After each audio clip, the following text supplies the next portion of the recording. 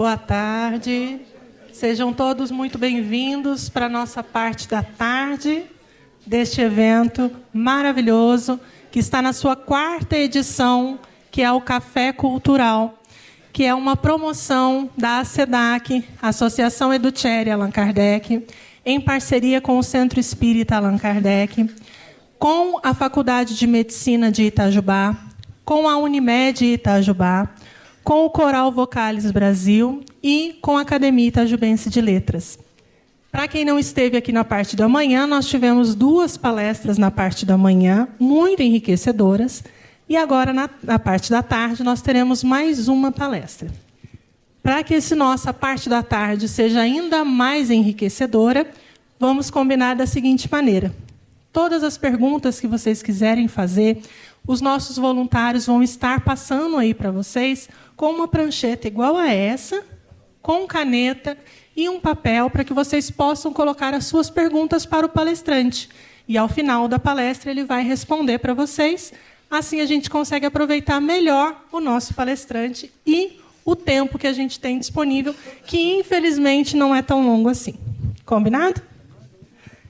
Então, vamos lá. Para esta parte da tarde, nós vamos convidar o palestrante, professor pós-doutor Humberto Schupert Coelho. O professor Humberto é professor adjunto do Departamento de Filosofia da UFJF, professor do Programa de Pós-Graduação em Filosofia da UFJF e da UNB, coordenador do Núcleo de Filosofia Clássica Alemã, NUFCAL, membro do Grupo de Estudos Globais da Universidade Aberta de Lisboa, membro titular da Academia Brasileira de Filosofia, membro do Grupo de Estudos sobre o Judaísmo do Labo PUC São Paulo, presidente do segmento brasileiro do Movimento Internacional Lusófono 2023-2024, realizou o doutorado sanduíche em Ciência da Religião na UFJF e na Martin Luther Universität, na Alemanha. Realizou estágio pós-doutoral na Escola Superior de Teologia e na Ian Hansen Center for Science and Religion da Universidade de Oxford em 2020. Atualmente é chefe do Departamento de Filosofia da UFJF, universidade onde se graduou em Filosofia e obteve o grau de mestre. É coordenador da área de História e Filosofia do NUPS, Núcleo de Pesquisa em Espiritualidade e Saúde da UFJF. Essas são algumas das credenciais do nosso palestrante, que falará conosco hoje sobre evidências científicas sobre espiritualidade, saúde mental e suas implicações. Seja muito bem-vindo. Fique à vontade, professor.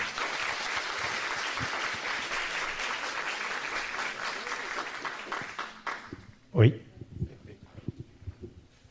Caros, em primeiro lugar, muito prazer. É muito agradável estar aqui conhecendo a belíssima cidade de vocês. E hoje nós vamos dar sequência harmônica aos temas apresentados pela manhã, falando novamente sobre espiritualidade, mas do ponto de vista das evidências científicas. Então, gostaria de destacar, em primeiro lugar, a diferença da gente fazer uma abordagem científica da espiritualidade. Por várias razões, a gente pode dizer que a abordagem científica da espiritualidade ela vai apresentar uma série de vantagens e ela, por alguns aspectos, ela vai ser uma abordagem melhor da espiritualidade do que uma abordagem, por exemplo, opinativa. Todo mundo tem uma opinião sobre espiritualidade, todo mundo tem a sua vivência espiritual pessoal, que pode narrar de uma perspectiva de primeira pessoa, mas a perspectiva científica, a maior vantagem dela é ela esclarecer o que é fato e não o que a gente acha ou o que eu vivencio na minha prática espiritual. Tenho uma prática espiritual, tenho vivências espirituais e não falo delas quando a abordagem é a abordagem científica. Em outra ocasião, a gente pode falar da minha vivência, mas na abordagem científica não interessa a minha perspectiva, o meu entendimento, e sim o que é fato. E com fatos não se discute. Contra fatos não há argumentos. A gente simplesmente os aprecia e aprende com eles, né? E tenta adaptar as nossas interpretações aos fatos. Porém, tudo isso que a abordagem científica tem de bom termina nessa fronteira, e aí nós precisamos também observar que há aspectos em que a abordagem científica da espiritualidade é ruim. Por exemplo, a abordagem científica não pode nos dizer nada, ou praticamente nada interessante, sobre a natureza da espiritualidade e não pode tirar implicações para a vida prática. Na vida prática, nós precisamos exercer a espiritualidade, e exercer a espiritualidade significa cantar, meditar, ter momentos com a família, momentos na natureza, e essas vivências, elas são o que vão causar todos os efeitos positivos que a ciência analisa e demonstra. Então, muitas vezes ocorre de o sujeito até ser um grande pesquisador na área de espiritualidade. Ele conhece todos os fatos, e isso é muito esclarecedor, mas ele não tem vivência espiritual. É preciso que a gente saia do estudo dos fatos para as vivências. E o contrário também acontece. Há pessoas que têm muita vivência, mas por ela não conhecer os fatos, por não conhecer as evidências científicas, ela mistura as suas vivências, as suas práticas espirituais, uma série de fantasias.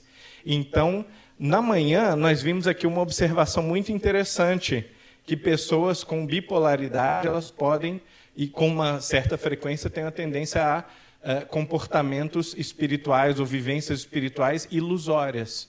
E a gente vê extremamente isso, é muito fácil conhecer líderes religiosos, líderes espirituais, palestrantes religiosos, médiums, todo tipo de pessoa com alta espiritualidade, mas que por ela ter algum transtorno mental, por ela ter alguma outra questão não resolvida, ela vai levar para a sua espiritualidade aqueles problemas.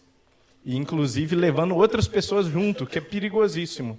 Então, a gente precisa atentar para o fato de que há tendências histriônicas ou há um pouco de delírio, né? Muitas vezes pode, a gente viu isso de manhã também, muitas vezes pode haver uma influência negativa de ilusões, de falta de educação, de ignorância ou de transtornos mentais na nossa vivência espiritual. E isso acontece, não é com uma certa frequência, quase que na maioria das vezes, tá, gente? É muito, muito, muito frequente. Daí, de novo, a importância de nós conhecermos o que é que a ciência pode dizer em termos de pé no chão, fato cru, para que aí a nossa vivência interpretativa ela seja mais tranquila. A gente escolheu essa figura do Doré sobre o paraíso, né? O livro, né? A Divina Comédia de Dante, que vai do inferno para o purgatório para o paraíso, um dos maiores livros da história da humanidade e um livro que parte de experiências espirituais. Porque Dante Alighieri afirmava ter tido uma visão em que ele saiu do corpo, foi levado ao mundo espiritual e, claro, com a sua perspectiva bem católica, ele era um católico praticante muito, muito devoto, ele vai interpretar essa viagem que ele faz ao outro mundo de uma maneira poética, mas o tempo todo ele lembra, eu sou poeta no sentido de que eu floreio a palavra, mas eu não estou inventando. Tudo que eu estou dizendo para vocês no meu livro, eu vi. É uma experiência, não é uma criação minha.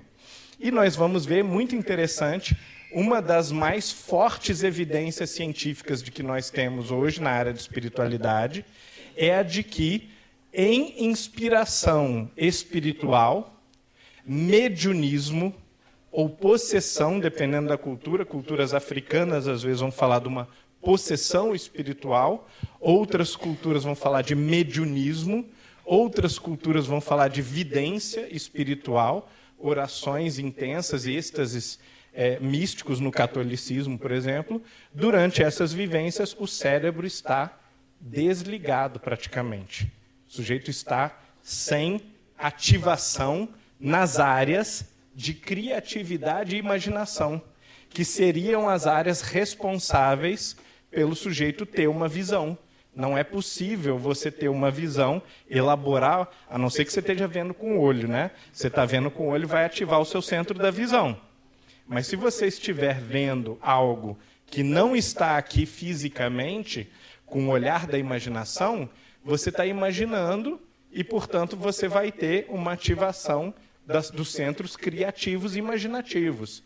E essas pesquisas mostram que pessoas que têm visões religiosas não têm ativação da imaginação e da criatividade, mostrando que o seu cérebro não está produzindo aquelas imagens, e sim recebendo-as. Pois bem, é o que acontece com Dante Alighieri, e é uma metáfora muito usada na área de espiritualidade para a famosa experiência de quase morte, em que a pessoa se vê num túnel, muitas vezes. E eu, trabalhando com isso há vários anos, descobri, há poucos meses atrás, lendo um artigo japonês sobre experiência de quase morte, que os japoneses, e aí eu depois descobri que outros também, né, não têm a visão do túnel. Que isso é uma tendência ocidental. E que os japoneses, ao invés de ver um túnel, eles se enxergam no rio, caminhando ao longo do rio, e isso é a metáfora, é o símbolo de transformação para aquela cultura. Então, há traços culturais muito fortes em tudo que a gente vai dizer aqui. Tá? O fenômeno ele não é tão cru, embora ele seja natural e não cultural. Opa, não passou. Será que é o outro? Ah, tá. Uhum.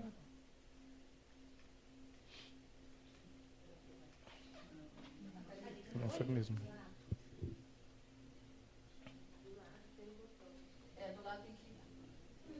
Ah, tá. Tem um on-off.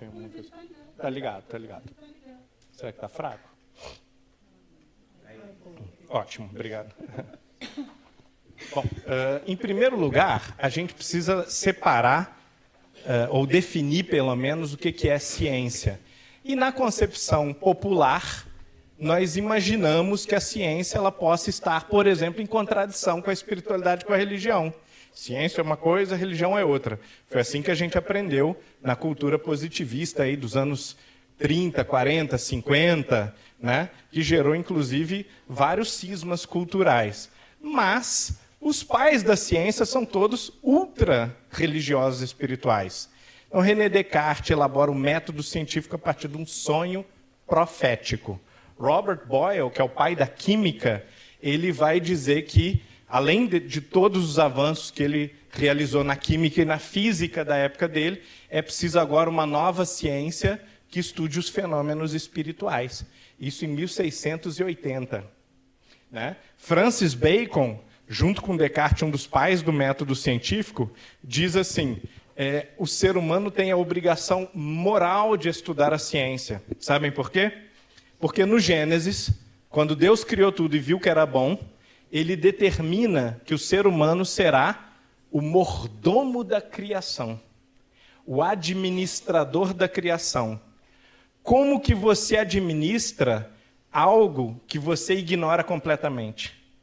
Como que você administra as plantas, os animais, as estrelas, os meteoros, né, os asteroides, se você é ignorante sobre eles? Então, Francis Bacon, também elaborando o método científico, disse, eu faço isso para a glória de Deus, porque para conhecer a obra e para administrá-la, eu preciso explorá-la primeiro cientificamente, desvendar os seus segredos. Bom, e hoje nós temos um campo específico da ciência, tá? Que não é de pessoas religiosas, não se confunde nem com a teologia, nem com a ciência da religião, que é o estudo científico da religiosidade, da espiritualidade. Isso nasceu na medicina, lá no finalzinho dos anos 70, e um dos maiores expositores que nós temos no mundo é o Robert Cloninger, que tem mais de 1000 artigos publicados em jornais e revistas científicas. Isso é extremamente perturbador. Se a gente imaginar, quer dizer que cada cientista, geralmente, ao longo do ano, publica 2 artigos, o normal do fim de carreira é você, sendo muito produtivo, você ter 60, 80 artigos publicados, ele tem 1000. Então, alguma coisa também esquisita, alguma neurodivergência ele tem, mas é também um sujeito muito dedicado, muito engajado. E ele vai perceber o seguinte, lá no começo dos anos 80, ele já começou a sacar isso, que nós temos um erro de percepção cultural que nos leva a acreditar que felicidade é produzido por sucesso e por uma espécie de capacidade de autonomia, de você resolver as coisas independentemente. E, principalmente na cultura americana, isso era o conceito de saúde, de felicidade nos anos 50, 60. Ele vai, inclusive, lembrar, quando eu fui educado com esses manuais, era isso que se dizia sobre felicidade. Só que a pesquisa científica está mostrando o oposto desses manuais. A pesquisa está mostrando que felicidade tem muito mais a ver com um senso de pertencimento em comunidade. E quanto mais útil eu sou para a comunidade, mais feliz eu sou. Quanto mais harmoniosa está a comunidade, mais feliz eu sou. Quanto mais horrível é o mundo, mais infeliz eu sou. Ou seja, não tem como eu dissociar o meu eu do mundo. Se o mundo que eu habito, a sociedade que eu habito, é péssima e desarmônica, eu vou sofrer junto. Tá? Bom, e aqui a gente tem um artigo nosso, né, liderado principalmente pela Universidade de Juiz de Fora. A gente tem talvez o maior núcleo do mundo de pesquisa em espiritualidade, com, segundo os últimos cálculos, mais ou menos 20 pesquisadores. Eu acho pouco. Queria que tivesse 200. Mas, infelizmente, no estado atual, 20 é um número muito grande. E acaba que os outros grandes centros do mundo eles têm 10, 12 pesquisadores, na melhor hipótese. Em muitas universidades, a gente tem centros de estudo de espiritualidade, tem um pesquisador.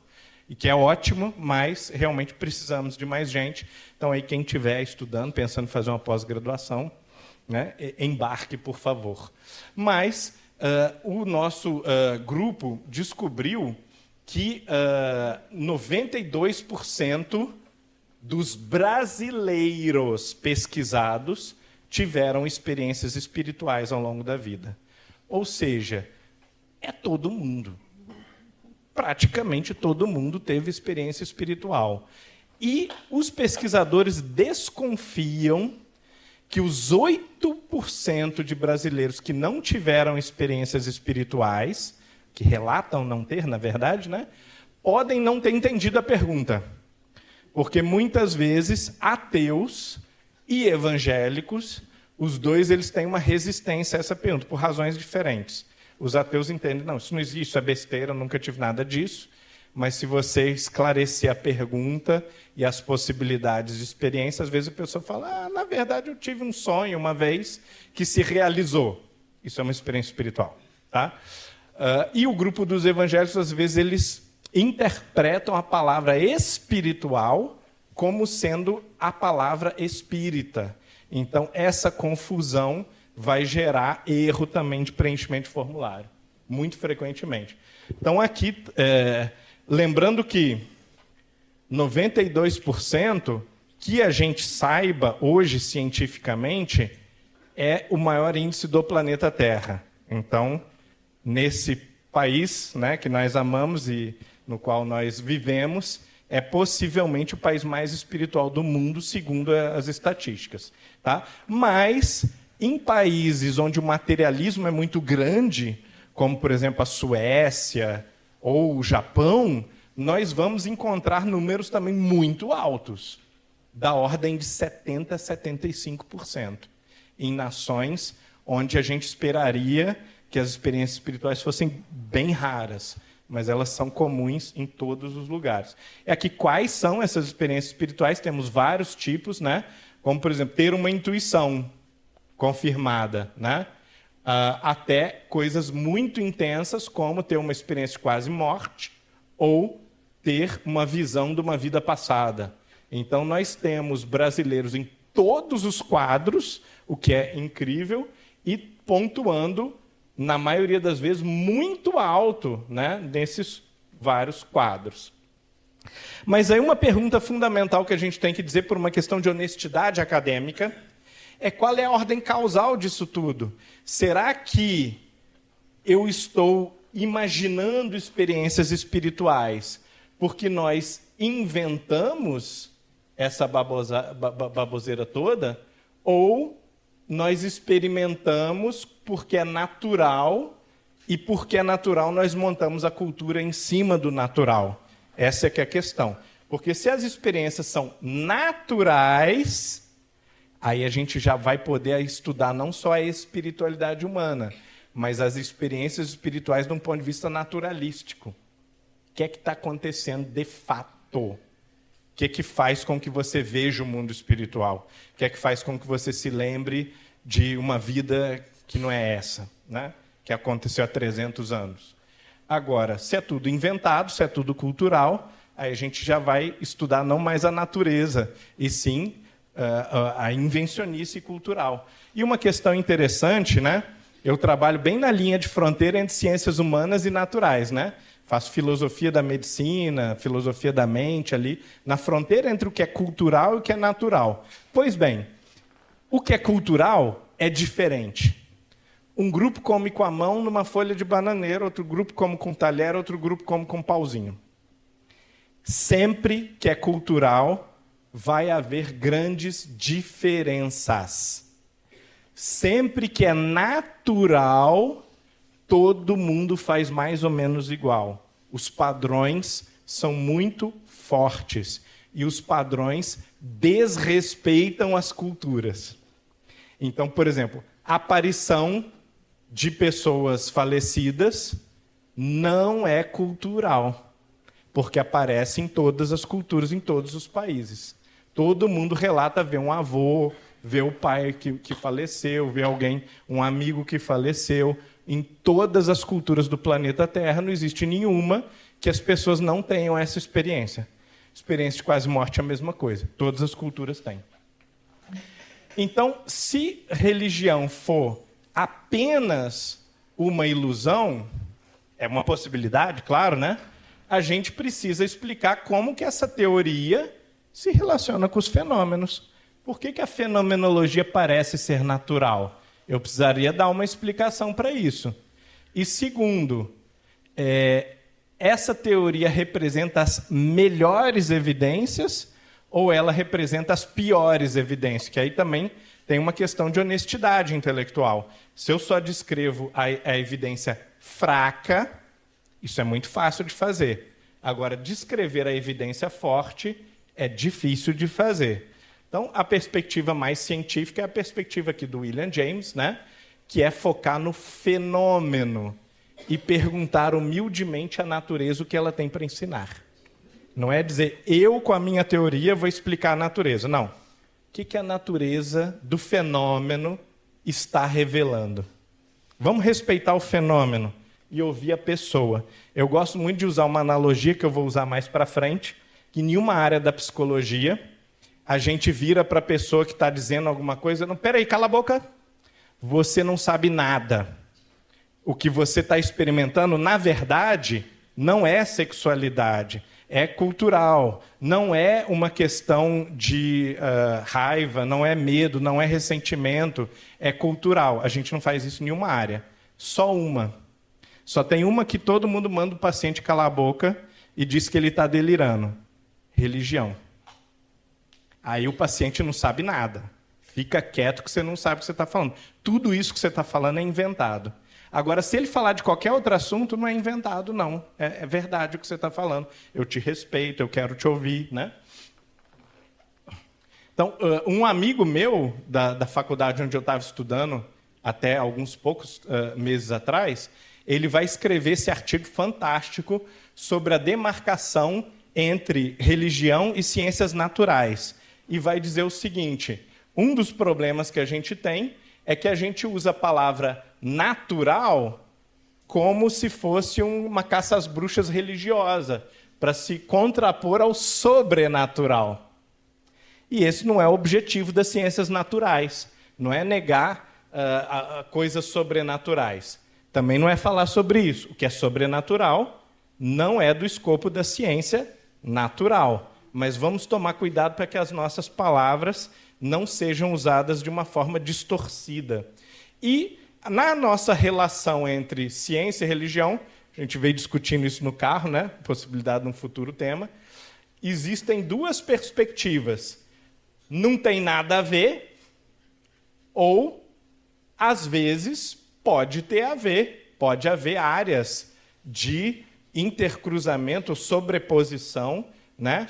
Que dá uma sobreposição de duas questões, uma questão científica e uma questão religiosa. E aí o que acontece? As experiências religiosas, elas não precisam ser descritas só pelo crente, no seu sistema de crenças. Elas podem ser investigadas pelo cientista também. E, ao mesmo tempo, o cientista ele pode também respeitar a religião e ouvir alguma coisa do religioso, do mestre espiritual, sem imaginar que ele é um desqualificado, que ele não sabe do que está falando, porque ele tem experiência com aquele fenômeno. Então, como qualquer pessoa que tem experiência com um fenômeno, assim como a gente pergunta para uma pessoa, um agricultor, né, como que ele lê o tempo, porque ele tem uma super experiência em leitura do clima, a gente deveria perguntar para o religioso também o que ele pensa sobre fenômenos espirituais, né? E nós temos um outro problema gravíssimo, que é uma carência de pensamento filosófico na medicina e na psicologia, que estudam as experiências espirituais. Óbvio, ninguém é obrigado, se não gostar, a aprender filosofia. O problema é que médicos e psicólogos falam de filosofia o tempo todo. Então, quer dizer, não é obrigado a conhecer. Mas se quer falar aí já seria interessante conhecer, para não falar besteira.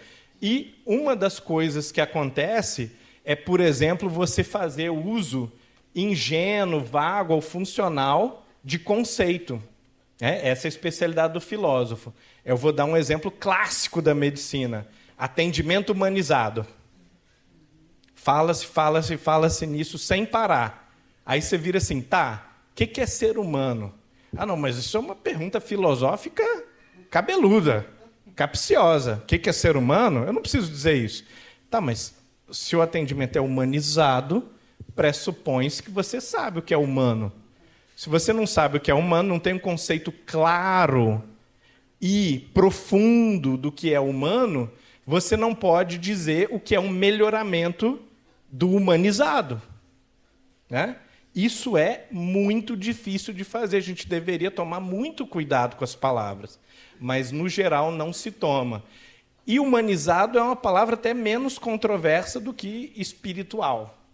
Quando você fala espiritualidade, espiritual, aí é uma bagunça. Cada um pensa uma coisa e não é muito comum que elas estejam pensando a mesma coisa. Cada um pensa algo que pode ter a ver com imagens, pode ter a ver com obediência a um rito, alguma coisa assim, tá? E, muito comumente, assim como tem o analfabetismo científico, né? Por exemplo, não saber ler estatística, não interpretar estatística, tem também o analfabetismo filosófico, que é, por exemplo, considerar que um resultado é uma afirmação. Então, fizemos um teste aqui com 200 pessoas e o resultado foi esse. Não necessariamente aquele resultado está afirmando o que o teste mostra. Você precisa de muitos testes, comparar, ver o que cada um diz. E existem, claro, evidências e evidências. Uma coisa é um teste feito com 200 pessoas, somente em Juiz de Fora. Outra coisa completamente diferente é um teste feito com 80 mil pessoas em 50 cidades. Então, são evidências que não têm a mesma força. Mas quando você abre o jornal, o que o jornal, por sensacionalismo, para vender, para ganhar like, né? O que o jornal diz? Evidências mostram, cientistas descobrem que, né? Não é bem assim, né? E aqui um dos artigos mais impactantes também do nosso grupo, em parceria com a USP, mas que contradiz muito do que a gente acredita em senso comum sobre a relação entre espiritualidade e religião. Porque em saúde mental, nós temos uma evidência gigantesca de que quando você tem os dois juntos, a sua saúde mental é muito melhor. Quando você não tem nenhum, é pior, é bem pior. E quando você só tem religião, mas não tem espiritualidade? Ou tem espiritualidade e não tem religião? O que acontece? O que vocês acham?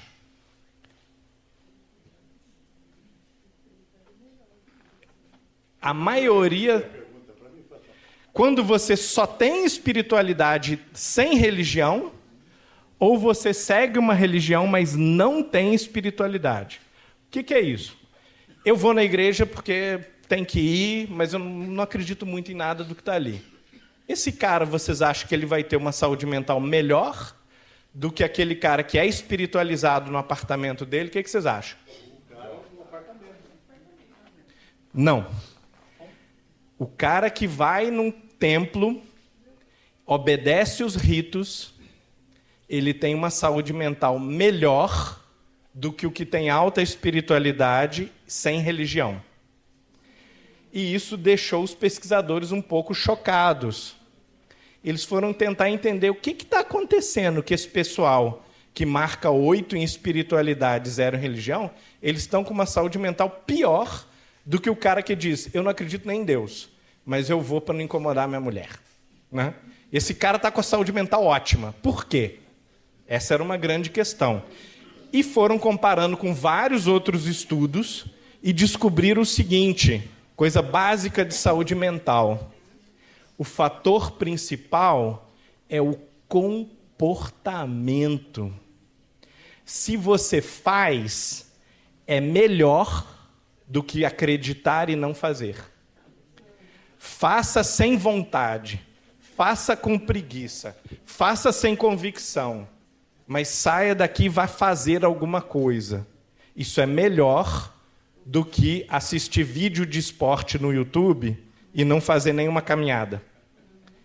E muitas das pessoas que marcam alto em espiritualidade e 0 em prática e religião, elas imaginam-se espirituais, mas elas não fazem nada de espiritual. Ela não ora, ela não medita, ela não frequenta um grupo, ela não se adequa comportamentalmente. E isso não tem impacto nenhum sobre a sua saúde mental.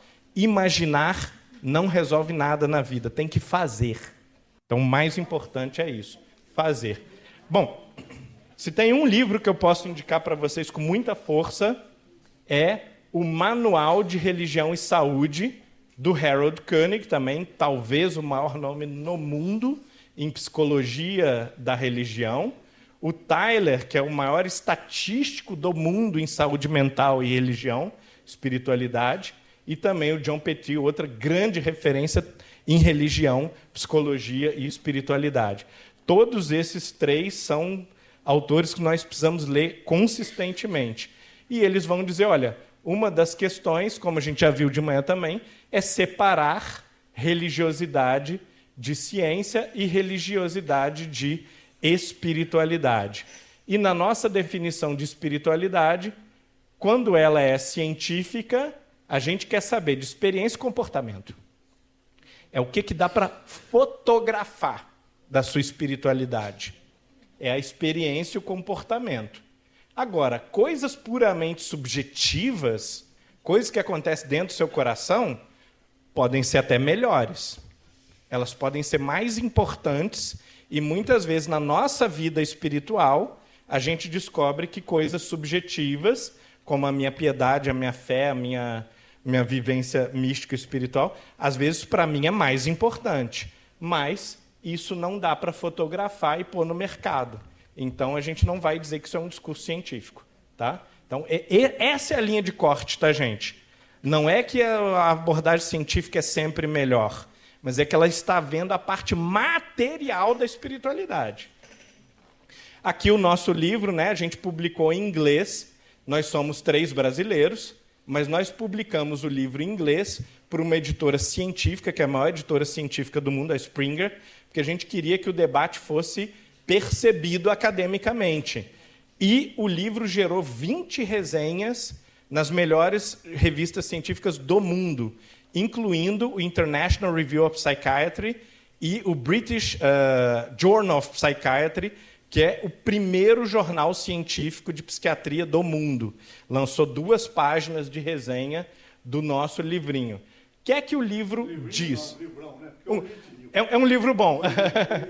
Obrigado. Ele trata primeiro do aspecto mais filosófico da questão que é tida como certa, né, no meio científico, muitas vezes, de que o cérebro produz a mente, ou o inverso, que a mente usa o cérebro. Né? A mente precisa do cérebro, com certeza. Se você danificar o cérebro, a mente não se manifesta mais, pelo menos por aqui. Mas usar o cérebro não implica em que a mente é produto do cérebro necessariamente. Como que a gente aborda essa questão, mente-cérebro, que é uma questão filosófica? A gente vai abordar através da visão científica das experiências espirituais. E aqui, um meia-culpa, um pedido de desculpas. Nós, quando fizemos a análise das melhores evidências, tudo que a gente encontrou nos 300 estudos recentes que a gente encontrou, indicava que as melhores evidências eram experiência de quase morte, que é uma subdivisão de experiência fora do corpo, mediunidade e lembrança de vidas passadas em crianças. Porque no adulto você tem contaminação cultural, o sujeito viu novela de época, viu filme, leu livro e tal, e o adulto ele tem uma sofisticação de imaginação que permite ele até ter um sonho, né, ou imaginar mesmo num devaneio uma história completa. E a criança não. A criança de 3 anos de idade, ela não tem a capacidade de elaboração mental e nem a capacidade de mentir de maneira sofisticada. Quando a criancinha de 3 anos mente, ela ri, aí depois, no dia seguinte, você pergunta a história para ela, ela conta outra história diferente, ela não tem consistência. E essas crianças de 3 anos, portanto, elas contradizem o desenvolvimento cognitivo infantil. Mas o pecado que a gente cometeu foi que, 1 ano depois de publicar o livro, nós começamos a ver a importância cada vez maior, crescente, das experiências de final de vida, que são experiências que todo mundo tem, quase, morrendo, nas últimas horas de vida. Pois bem, aqui nós temos um dado fantástico, feito só com mulheres, mas que dá para imaginar que, no caso dos homens, deve ser bem parecido. Nós fizemos 2 coisas. Primeiro, cada um de nós já tinha 20 anos na área. Tá? Então, quando a gente sentou para escrever o livro, eu tinha 20 anos em análise da força das evidências dos melhores argumentos para a imortalidade da alma, sobrevivência da alma. Os 2 cientistas, que são os psiquiatras, eles tinham 20 anos de experiência empírica cada um, o Alexandre uns 27 já, né? Experiência empírica com vários tipos de experiências espirituais. Praticamente uma de campo, né? Sim, então a gente faz análises e alguns dos artigos dos nossos colegas, que eu não sou cientista, eu trabalho com filosofia da ciência, mas não faço ciência empírica. Eu fui cientista, por isso que eu estou perguntando. Mas alguns dos trabalhos dos nossos colegas, eles são os mais citados do mundo. Tá? Então, tanto o Alexander quanto o João Carlos, que eu já referi aqui algumas vezes, num artigo passado, ou 2, eles estão entre os 5 autores mais citados do mundo na área de espiritualidade. Agora, a gente também reuniu 300 estudos que a gente considerou os melhores. Por quê? Com qual critério? Qual é o impacto da revista que foi publicada? Tá? Porque para nós não faz diferença. Mas para o mundo faz diferença se eu publico ali na nossa universidade ou se eu publico em Harvard. Então, como para o mundo isso faz muita diferença, a gente pegou os estudos mais influentes em termos de número de citação e tudo. E esses 300 estudos apontavam para as conclusões que a gente tirou no livro. Tá? A gente não tira muitas conclusões, a gente mais refere o que é que os estudos estão dizendo. Mas nesse estudo fantástico aqui, o principal estudo do mundo em saúde mental e espiritualidade, foi encontrado que mulheres sem espiritualidade, elas morriam muito mais de todos os fatores que foram medidos. Infarte, câncer, principalmente suicídio, overdose também. Overdose e suicídio é no topo, quando a pessoa não tem espiritualidade, e rim, né? Qualquer outra causa. E essas mulheres da linha de baixo que tinham espiritualidade, elas vão morrer menos de todos os fatores, e a distância ao longo de vários anos, ao longo de décadas, só vai aumentando. Ou seja, nos primeiros anos que foi medido, parecia praticamente não ter diferença nenhuma. Mas, depois de mais de 20, 30 anos de medição, né? Aqui no 96, 2012, na verdade, né? 15 anos de medição, essa distância vai aumentar. É porque tem outro estudo ali mais para frente, que vai ser de 30 anos. E, num outro estudo correlacionado com esse, a gente vê que o número de mulheres que morrem por suicídio, dentro desse estudo, é 7 vezes maior, 600%, tá, gente? 7 vezes maior do que o número de mulheres que frequentam um templo. Esse é o dado que é para fotografar, é para ficar muito impactado, tá? Porque são mulheres americanas e mais um fator em comum, são todas enfermeiras. Foram 80 mil enfermeiras, mulheres americanas. E o número de suicídio ele é fortemente maior quando a pessoa não frequenta um templo, ou pouco, quase nunca, ou uma vez por semana despencou aqui, né? Pois bem, então nós vamos ver que a saúde mental e a nossa capacidade de coping com uma série de problemas de saúde mental vão estar fortemente correlacionados à espiritualidade, que uma série de artigos, alguns dos melhores artigos do mundo, tá? Em revistas fortíssimas, como o Journal for Nervous and Mental Disorder, por exemplo. E a experiência de final de vida, aquela que eu comentei que muitas pessoas têm nos seus últimos momentos, nas últimas horas de vida. Quanto vocês chutariam que é o número dessas experiências? Quantas pessoas têm uma visão de um falecido, ou de um anjo, ou da Virgem Maria, poucas horas antes da morte? A última artigo que eu li estava dando 70%. 70% é um bom chute. Porque esse número, Mas esse artigo faz tempo que eu li. dependendo do estudo, tem estudo que vai mostrar 50%, que já é assustador, quer dizer, metade das pessoas teria, e tem estudo que vai apontar para assustadores 90%. Quer dizer, praticamente todo mundo, nas últimas 4, 6 horas de vida, vai ter uma experiência dessas de natureza espiritual. E aqui uma das coisas mais importantes que eu tenho para dizer. Qual é a consequência filosófica, social, política deste fato? Como que é a experiência? Muitas e muitas vezes ela é transformativa, significativa, produtora de felicidade, produtora de paz de espírito, e ela acontece nas 2 últimas horas antes da pessoa morrer. Como que a gente lida com uma pessoa que está bem velhinha ou muito doente e começa a ver coisas? Dopa o mais rápido possível para calar a boca, né? E, consequentemente, essa pessoa não tem a experiência espiritual final, talvez mais importante da vida dela.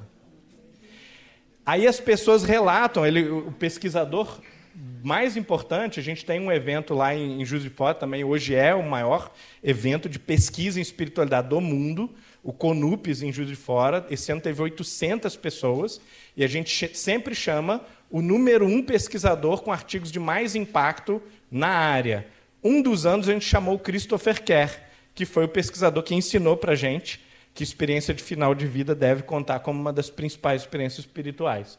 E aí ele diz o seguinte, olha, muitíssimas vezes, ele já catalogou milhares, essas experiências dos últimos instantes da morte envolvem entrar em um acordo ou fazer as pazes com um dos pais que faleceu. Agora, imagine você tirar essa experiência da pessoa. A pessoa está falando besteira aí, está falando de espírito, dopa a pessoa e ela morre dormindo, né? Mas a gente não tem como calcular a importância dessas experiências nos últimos momentos de vida, que a pessoa ela vai falecer em paz porque ela teve uma conversa com a mãe e ela entrou em acordo, fez as pazes, superou alguma coisa ali naqueles momentos finais. Ou seja, nós temos o dever moral de falar sobre esse assunto e de levar isso para a educação médica, para a educação de enfermagem, para a educação psicológica, para que as pessoas não passem o trator por cima da experiência que as pessoas estão tendo e respeitem a experiência, porque ela é altamente relevante para os aspectos existenciais do tratamento, tá? A experiência de quase morte, a gente definiu como sendo a experiência principal do ponto de vista da qualidade da evidência. Por quê? Porque a experiência de mediunidade ou de possessão, dependendo da cultura, a experiência de visões de vidas passadas, a experiência de final de vida, ela é uma experiência muito narrativa e, portanto, muito subjetiva. E a experiência de quase morte, ela tem uma série de vantagens. Entre elas, a maior de todas as vantagens, o sujeito está morto. Isso é uma beleza. Para o ponto de vista da pesquisa empírica, o coração está parado, o cara está lá vidrado, sem atividade elétrica no cérebro, sem oxigenação. Quanto de oxigenação a gente apaga, perde a consciência? Vocês lembram? 70%? 50%? Hoje eu não sei como é que está as pesquisas, mas está em torno de 70% por aí mesmo. 20%. 20% de queda da oxigenação do cérebro tem gente que apaga. Tem gente que aguenta até uns 30%. Né? Agora, imagine que num momento de parada cardíaca, a sua oxigenação cerebral vai a 0%. Se com 25% a menos você apaga e não tem experiência nenhuma, nem sonho, imagina você ter 0 de oxigênio no cérebro, 0 atividade elétrica, não tem ligação neural, porque não tem sinapse acontecendo. A sua pupila está fixa. Você já viu no filme que o paramédico mete a lanterninha ali na pupila, a pupila não reage. Quer dizer, nem movimentos involuntários, respiração, pupila, nada reage. Tecnicamente está morto. Tá? Essa pessoa, o paramédico passa uma fita nos olhos, porque se você ficar assim 5 minutos, pode ter um ressecamento, inclusive, do globo ocular. Então, passa-se uma fita adesiva nos olhos. Não tem como ter experiência de visão. E se tivesse, não tem como o cérebro processar nada, mesmo que o olho tivesse aberto, porque não tem nem oxigênio, nem sangue, nem atividade elétrica nesse cérebro. E com essa fita no olho, e sem o cérebro funcionar, o sujeito vê uma coisa. Ou 2 ou 30 coisas. E quando ele acorda, a pessoa pode até imaginar, vamos aqui ser muito chato e dizer assim, bom, pode ser um delírio, né? Pode ser uma invencionice que ele inventou depois que o cérebro voltou a funcionar, porque sem funcionar não tem como, mas depois que o cérebro voltou a funcionar, às 15 horas e 40 minutos, ele começou a ter visões e alucinações. Perfeito. Mas as visões que a pessoa tem são verídicas, de coisas que os outros falam, não, peraí, mas isso que ele está dizendo aconteceu às 15h30, quando ele estava clinicamente morto, a gente estava tentando ressuscitá-lo, e ele estava sem atividade no cérebro e estava com a fita passada no olho. Não é possível, do ponto de vista material, o cérebro ter registrado nada. Mas as pessoas vão lá e leem que não, foi isso que foi... esse era o fato naquele momento que a pessoa está narrando. Tá? E quase todas as pessoas, a esmagadora maioria das pessoas que têm a experiência de quase morte, acham ela excelente. Então, gente, vocês estão achando que viver é bom? O bom é morrer. Porque essa gente aqui tá adorando, tá super feliz, e a maioria fala que não quer voltar. A maioria diz que foi obrigada a voltar. Obrigado. Fala assim, ó, tinha uma pessoa que falou, tem que voltar. Não tem escolha.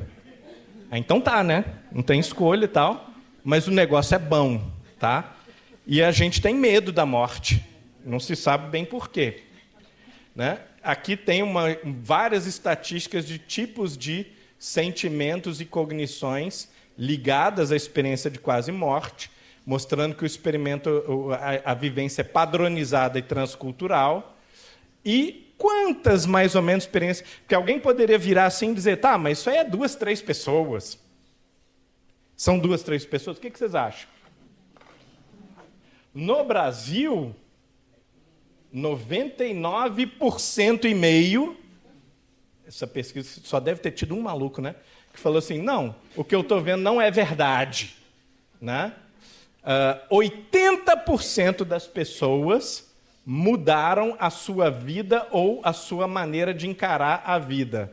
Desculpa estar em alemão, que eu não traduzi a apresentação a tempo. E 120 experiências tiveram percepção verídica, ou seja, foi verificado que aconteceu algo impossível da pessoa relatar sem ela ter visto, enquanto o cérebro não estava funcionando.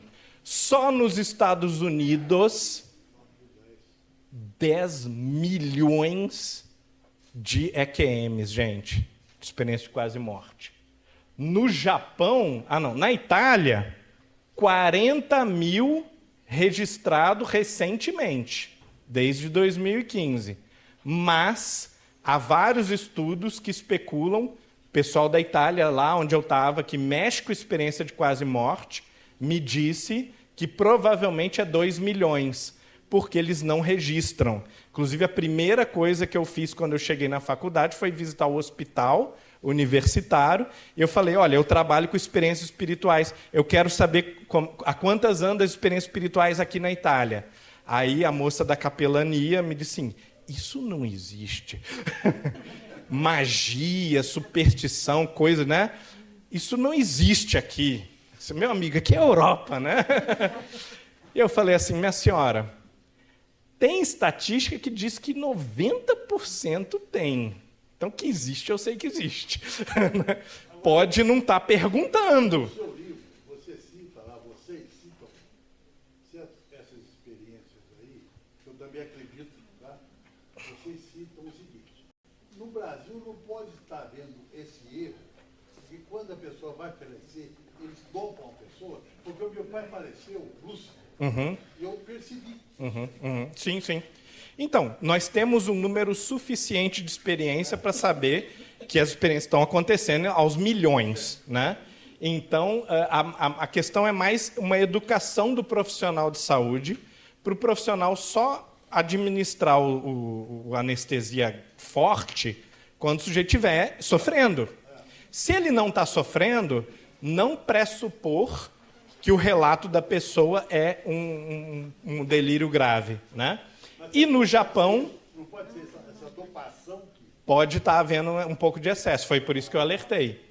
Mas no Japão, nós temos 230 mil por ano. Tá? Perdão, aqui não é EQM. Aqui são 230 mil ressuscitações. E uma coisa muito interessante, nós temos mais casos de experiências espirituais nos países mais ricos. Por quê? É óbvio. Eles são mais espiritualistas? Não, são menos espiritualistas. Mas eles são mais bem ressuscitados. E quando o sujeito está no Congo, ele morre. E quando ele está no Japão, ele morre e ele é super bem atendido, e ele, portanto, é ressuscitado, e aí ele pode contar o caso dele. E no Canadá é maravilhoso, e na Suécia. Então, nos países industriais ricos, o número de pessoas salvas, depois de parada cardíaca, é muito grande. Consequentemente, nós temos mais relatos nesses países. Onde tem menos medicina, menos economia, a morte ela é mais definitiva, né? Bom, e alguém poderia dizer assim, mas isso não é delírio? Não é apóxia? Não é falta de oxigênio no cérebro? Até poderia ser. É uma explicação possível. Às vezes é delírio. Mas quem tem um pouco de familiaridade com o delírio sabe o seguinte, a pessoa diz coisas totalmente incoerentes, não tem uma narrativa lógica, e quando a pessoa volta do delírio, ela fala assim, gente, desculpa aí qualquer coisa que eu disse, eu estava muito mal, agora eu percebo que eu estava delirando, que eu estava alucinando. É uma experiência que todos percebem como negativa. Ninguém fala que teve um delírio que foi legal, tá? Então, tem como a gente escrutinar e definir facilmente a diferença entre delírio e EQM. Porque, ao contrário do delírio, o pessoal que tem uma EQM, eles vão ter uma percepção maior de que o evento ele é real, que teve uma experiência real, não foi uma experiência alucinatória.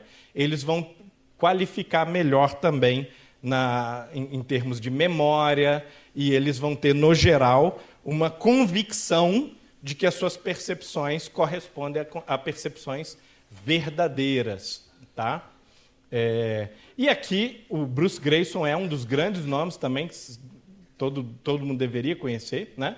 Na área de EQM e de memórias de vidas passadas.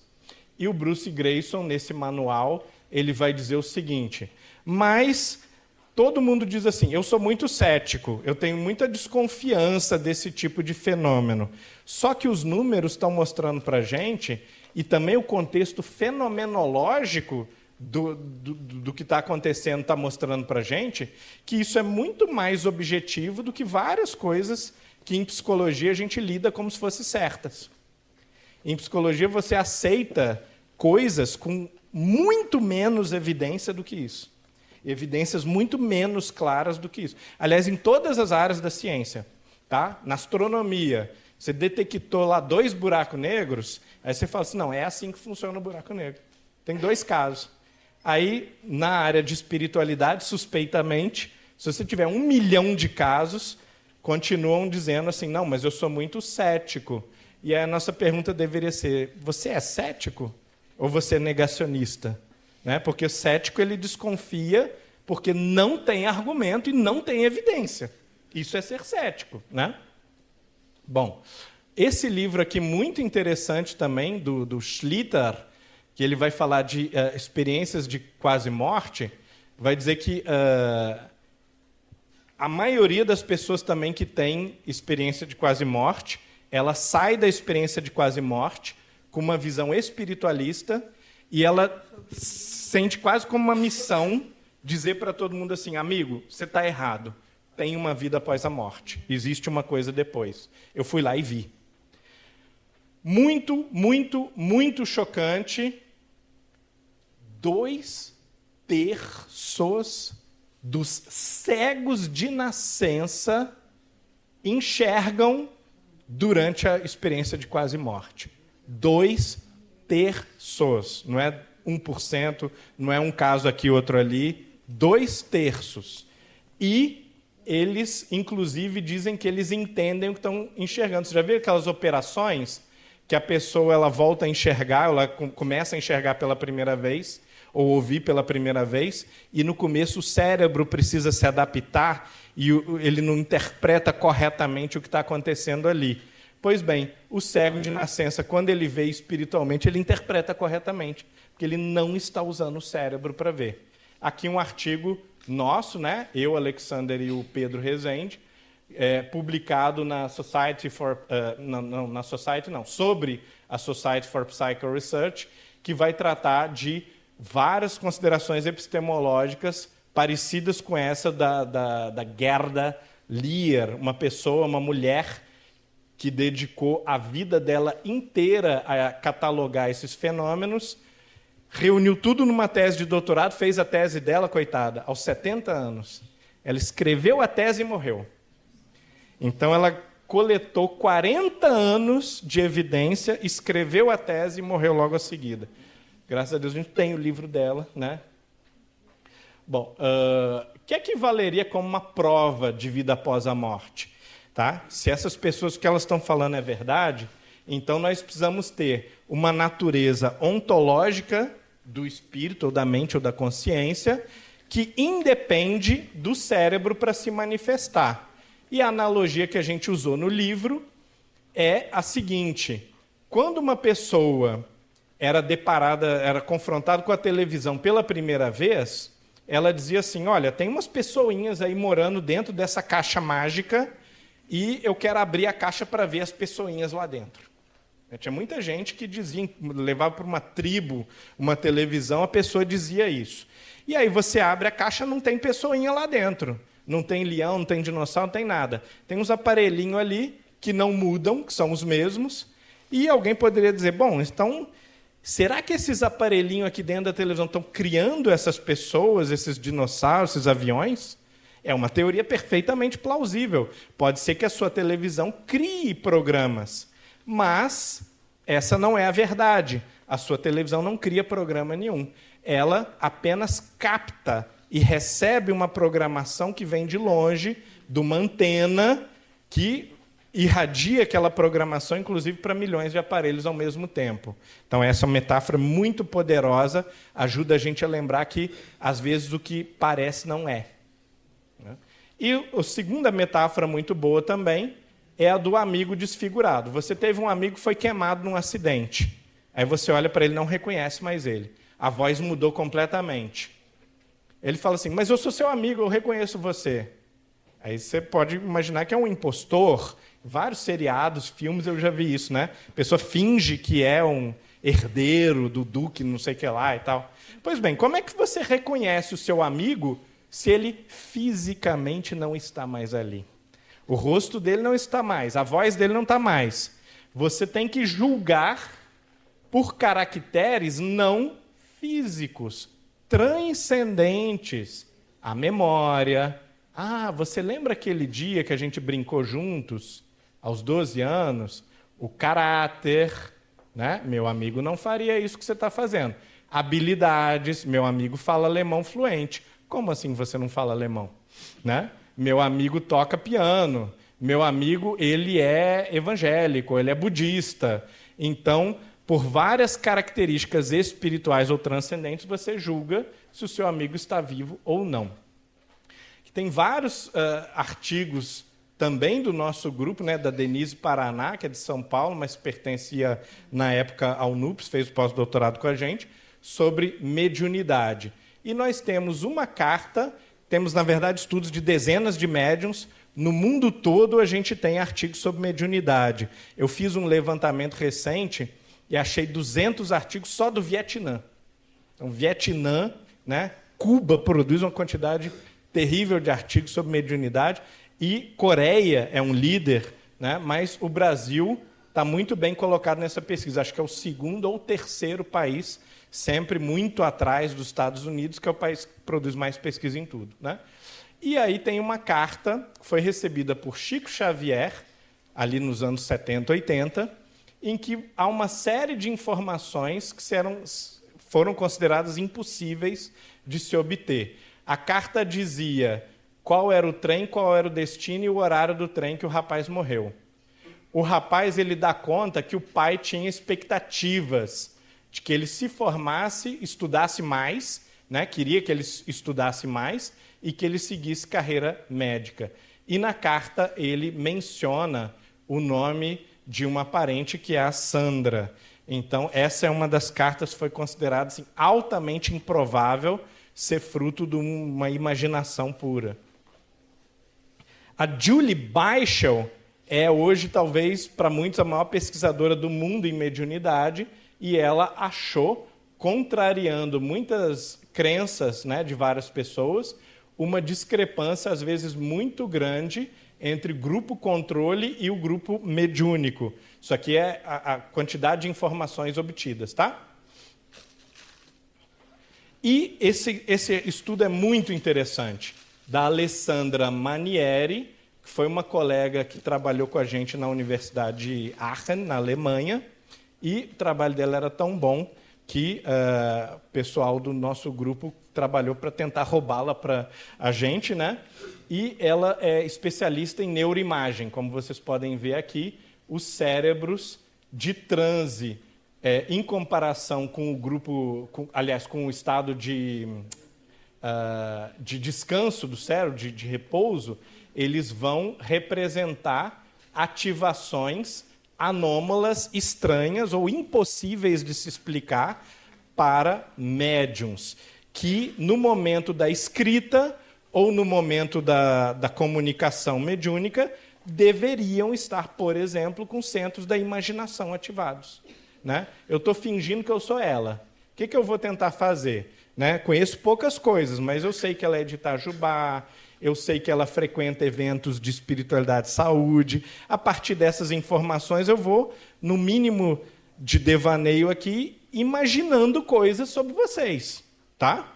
Mas, se esse centro está dormindo, é estranho, porque como é que eu explico o fato da pessoa estar desenvolvendo uma história super complexa, com nomes, com datas, por exemplo, né? Então, Guimarães Rosa, possivelmente um dos nossos maiores sábios, né? Naturalmente de Minas Gerais também, né? Ele vai dizer o seguinte: seja realista, acredite em milagres. Se acontece, então acreditar em milagres não é ser irreal ou sonhador ou alucinado, mas é ser realista. E agora o último caso, vamos ver se a gente tem, aqui está dentro do tempo, né? O último caso que a gente vai descrever é o de lembranças de vidas passadas. Eles são muito interessantes, de novo, porque acontece com criança pequenininha, que não tem nem capacidade de mentir muito elaborada, ou às vezes nenhuma, e nem muito conhecimento do mundo, e nem muita capacidade de sustentar uma história, mesmo verdadeira, tá? Uma coisa que aconteceu com aquela criança. Tente perguntar para uma criança de 3, 4 anos, daqui a 10 dias, o que aconteceu mesmo aquele dia que você gostou muito no seu aniversário? Ele vai contar uma história um pouquinho diferente. E a terceira vez vai contar uma história um pouquinho diferente. Então, há uma degeneração da informação. E, nesse caso, das memórias de vidas passadas, é muito interessante que não há essa degeneração da informação. A criança, ao longo de um ano, ela conta a história 15 vezes, milimetricamente igual. Ou seja, cognitivamente já é muito esquisito. Então, todos os fenômenos espirituais que a gente mencionou, eles são esquisitos do ponto de vista da fenomenologia normal de funcionamento da mente. Né? O fenômeno é transcultural, ou seja, não tem nada a ver com o brasileiro, não tem nada a ver com um grupo ou outro. Tá? O evangélico, ele não tem menos memória de vida passada do que o espírita. O muçulmano não tem menos que o budista. Não faz a menor diferença. Aliás, isso vale para todos os fenômenos espirituais. Eles não acontecem mais com quem acredita neles. O sujeito ser ateu materialista, nenhuma diferença faz para a propensão dele a experimentar fenômenos espirituais. Então, temos artigos turcos sobre reencarnação, contrariando a cultura local. Nós temos artigos evangélicos, que é um professor importante de uma, ou talvez da universidade mais tradicional evangélica luterana da Alemanha, que também vai escrever, na minha opinião, o melhor, o mais importante livro do mundo sobre reencarnação. E temos aqui diferentes americanos também, uns sem religião, outros evangélicos, outros espiritualistas, todos estudando o fenômeno. E uma outra questão que a gente pode levantar. Mas quem sabe essas crianças não são mais ignorantes que a média, ou têm problemas mentais, ou quem sabe são crianças super ingênuas, propensas à fantasia, que acreditam em besteira. Então, antes disso, eu vou perguntar para vocês. Quem aqui já teve, principalmente na primeira infância, memórias de vidas passadas? Alguém na infância teve? 3 pessoas? 4? Quinto? Pois bem. Este estudo aqui mostrou que, na média, pessoas que têm memórias de vidas passadas aos 3, 4, 5, 6 anos de idade, quando elas são acompanhadas por um pouquinho mais de tempo, elas têm notas maiores do que as pessoas que não tiveram memórias de vidas passadas aos 3, 4 anos. Ou seja, elas não são pessoas mais ineptas, nem mais malucas, nem com maior propensão à doença mental, e nem pessoas com problemas de comportamento, dificuldade de aprendizado, comportamento, capacidade de dedicação de trabalhar duro. Então, por vários fatores analisados, essas crianças que tinham essas experiências espirituais, elas estavam melhores do que as suas turmas. Tá? E a nossa conclusão no livro, tá, é que os 3 tipos de fenômenos somados, eles representam uma força de evidência maior do que se você pegar apenas um fenômeno. E hoje, como a gente aprendeu com o professor Christopher Kerr, a gente acrescentaria aqui em quarto a experiência de final de vida, tanto em idosos quanto em pacientes terminais, cuidados paliativos. Essa experiência, hoje, ela é muito solidamente estudada. Então, tem outras 4, 5 experiências que a gente também não acrescentou, porque elas não são suficientemente estudadas nos melhores artigos científicos do mundo, nas melhores revistas científicas. Tá? Esse era o critério de seleção do que é suficientemente embasado cientificamente. Que tenha 200 artigos sobre o assunto, se tiver 3 não vale, que tenha nas 10 melhores revistas de psiquiatria do mundo, de psicologia, se for na pior, se for na 100ª melhor revista, a gente tirou, vamos ficar só no que é quente, no que é cientificamente validado, por assim dizer. Não que outros fenômenos não sejam interessantes. Vão ter vários outros fenômenos, como hipnose e tal, né, que são super interessantes. Mas esses fenômenos eles não têm um volume de validação suficiente para a gente dizer, olha, a ciência está apontando para a vida após a morte. E nesses casos aqui, nós podemos dizer isso. Muito obrigado.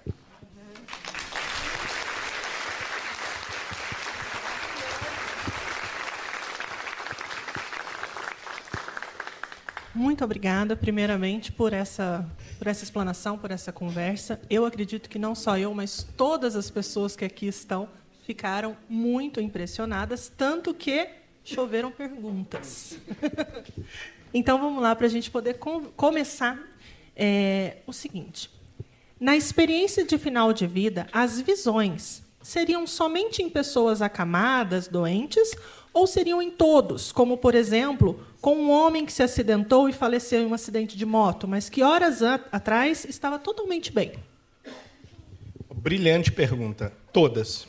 Todas as pessoas, quando elas estão inconscientes, né, elas têm condições suficientes para ter experiências, né, cognitivas, claras e tudo, elas, em quaisquer condições de morte, que dos artigos que eu já li, também sempre tem isso, né? Mas elas relatam essas experiências de final de vida. E nós temos fantásticos relatos. Lá no Tirol italiano, onde eu estava trabalhando, eu fiz um workshop sobre experiência de quase morte com um médico que tinha muita experiência em crianças terminais. E ele colheu dezenas de relatos fantásticos de crianças de 5 anos, crianças de 8 anos, que, às vezes, são mais numerosos, esses relatos, do que das outras pessoas adultas, né? Porque, muitas vezes, essas crianças elas começam a ter a experiência de final de vida uma semana antes de falecer. Né? E são experiências muito interessantes. Né? Você ouvir o que uma criança de 6 anos não acha sobre a morte, vê, enxerga.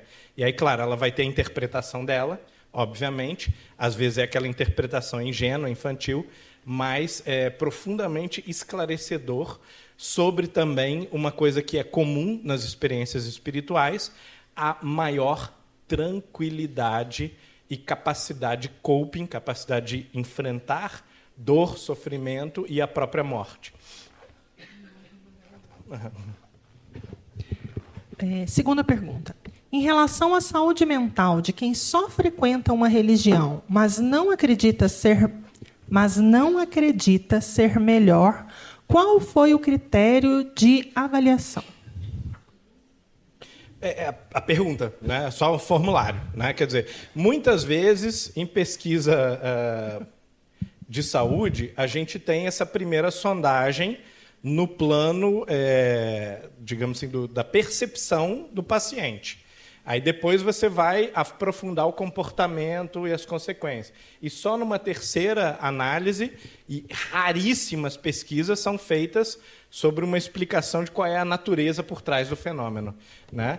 Então, no nosso livro, a gente tentou tatear isso um pouquinho, timidamente até, tá? Mas justamente porque é muito complicado você, sem um sólido modelo científico que explique como que isso é fisicamente possível, como que é biologicamente possível, como é que é psicologicamente possível, né? Teria que ser uma equipe de dezenas de cientistas de várias áreas, né? E uns conhecendo bem a área dos outros.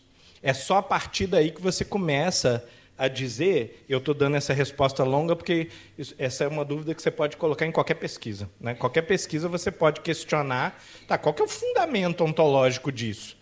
Né? Será que não é, na verdade, genético? Você poderia perguntar isso. Está tudo bem. Uma outra pesquisa que saiu em todos os jornais, né, da nossa universidade também há um pouco tempo atrás, vocês devem ter visto na Folha, no estado de São Paulo, aí, a pesquisa genética com os médiuns. Né? Que, como sempre, a gente coletou... Né, Foi muito falado, inclusive o pessoal ficou em alvoroço com isso. Sim, e os que odeiam também esse tipo de pesquisa também se manifestaram bastante. E foi interessante essa pesquisa porque nós tínhamos mais de 1.000 médiuns para avaliar e não tínhamos aparelho, né, teve que ser mandado para a Coreia, as dificuldades da pesquisa brasileira, mas foram descobertos 33 genes que só aparecem em médiums. Isso garante que existe mediunidade, que existe espírito? Claro que não. Pode ser 33 genes de alucinação. Pode ser 33 genes de pessoas super ingênuas com imaginação fértil. Pode ser. Mas tem uma coisa muito boa essa pesquisa. Nós eliminamos o argumento de que é psicológico, no sentido de ser pura imaginação, e eliminamos o argumento mais forte contra, que é de que é cultural. Né? Você fala de espírito, você aprendeu isso, sua mãe também falou disso, tal, você foi educado a acreditar assim. Não, olha só, todo mundo que tem essa experiência tem esses genes. E a pesquisa incluía gêmeos idênticos, código genético todo igual, tirando esses genes da mediunidade. O gêmeo, que era médium, ele tinha genes mutados em relação ao irmão que não era. Ela levantou a mão, né? Então, a pergunta da pesquisa sobre alguém que frequenta uma religião é melhor, tal, né? Eu vejo assim, um perigo muito grande numa afirmação desse tipo. Mas essa é a natureza da ciência. A ciência é então, super perigosa. Assim, por quê? Porque a pessoa que... Isso é empiricamente a minha experiência clínica de 50 anos só. Né? E nessa experiência clínica, a gente vê assim, a pessoa que vai para a igreja e cumpre todos os ritos, e é um inferno dentro de casa. Né? Então, eu vejo que é algo arriscado afirmar esse tipo de coisa. E não obstante, quem está afirmando sou eu, são os fatos. Né? Quer dizer, em ciência, não tem discussão. O resultado é esse. Agora, eu vou te dar duas coisas que vão tentar, talvez, explicar o que você está colocando. Sempre que a gente fala de estatística, tem exceções. Então, as exceções, às vezes, nos chocam até mais do que os 70%, que é a maioria. Aqueles 30% de hipócritas que frequentam uma religião semanalmente, são todos certinhos, tal, mas é o demônio, né? Esses 30%, eles geram uma forte percepção de que a religião é uma coisa horrível e de hipócritas. Os padres com problemas sexuais, que a gente sabe, não vou nem falar a palavra, eles não são a maioria, mas eles geram uma percepção de horror, né? Os médiuns charlatães, que têm a coragem de virar para uma mãe e falar, eu estou aqui vendo o seu espírito e tal, e é tudo inventado, né? Essas pessoas, elas geram o horror em relação à fenomenologia espiritual, à prática espiritual. Então, às vezes, ela é a minoria estatística, mas ela gera esse impacto muito maior. Eu posso... A próxima, uma pergunta que eu mencionei também, é a questão, assim, se ninguém teve uma ousadia, né, de tentar pesquisar que essas memórias que você colocou, com a saturação de O2 a 30%, né? Se essas memórias não estariam localizadas no perispírito, dentro do espiritismo, né? Como o que a gente ouve empiricamente também, né? Mas o empírico contribui para a ciência. Ótima pergunta. E então, seria o perispírito, né? E a questão de que seria o backup daquela encarnação que está terminando. Né? Então, essa é a outra pergunta. Tá. Então, isso pertenceria ao modelo explicativo de por que existe espiritualidade, experiências espirituais. Eu quero saber, e eu tenho as minhas teorias também, né? E vejo aí diferentes modelos e tal que tentam explicar isso. O problema é que isso cairia no nosso critério do que era não só científico, mas cientificamente impactante. Para ser cientificamente impactante, e aí eu posso dizer para vocês o seguinte, quando a gente entra numa carreira em espiritualidade, fazer pesquisa em espiritualidade, é um pouco o fim da sua carreira. Então, a minha acabou mais ou menos, minha carreira aos 26 anos. A partir daí, né, o respeito de uma série de pessoas eu não tive nunca mais. Vários palavrões, ataques, cusparadas aí, dentro e fora da universidade a gente recebe. Então, o que acontece? Para você se manter e sobreviver nesse espaço é muito difícil. E você precisa ser mais duro, mais matemático, mais chato do que uma pessoa que está numa área validada academicamente, né? Então, estar na fronteira é muito desconfortável. Então, o que a gente fez? A gente só falou daquilo que tinha centenas de artigos publicados nos melhores jornais. Assim que a gente tiver centenas de artigos sobre perispírito publicados no jornal científico, a gente vai entrar na briga também, né? De vez em quando, a gente arrisca falar de uma coisa que ninguém nunca falou. Mas isso também não dá muito fruto, né? Você lança uma bola ali e fica, a academia diz assim, pô, aí foi demais. Aí a gente volta para o que é possível falar, empurrando a fronteira levemente, sem desrespeitar as crenças e os padrões normais da academia. Não sei se você entendeu onde que eu quero chegar, mas é a visão política da coisa, né? Quando se fala em ciência, a coisa fica um pouquinho fora do nosso campo normal, comum, né? Porque, infelizmente, a ciência ainda é um campo muito fora do geral. E que não deveria. A gente deveria falar sobre ciência, a gente deveria estudar mais cientificamente. Faz parte do nosso crescimento, né? Mais uma pergunta, então. Em um contexto social como o Brasil, há um alto nível de intolerância e imposição religiosa velada nas relações sociais. Será que uma alta espiritualidade com uma baixa religiosidade nesse tipo de contexto seja uma resposta para evitar experiências de intolerância? Ótima questão. Provavelmente. É o motivo pelo qual a pessoa ela quer espiritualidade, mas não quer entrar no templo. E nós temos exemplos soberbos disso, como, por exemplo, o filósofo Immanuel Kant, que é uma das bases aí do meu estudo e também até da minha visão da vida. Ele era altissimamente espiritualizado e não põe o pé dentro da igreja, porque, inclusive, ele diz, eu sou muito cristão para entrar nesse lugar.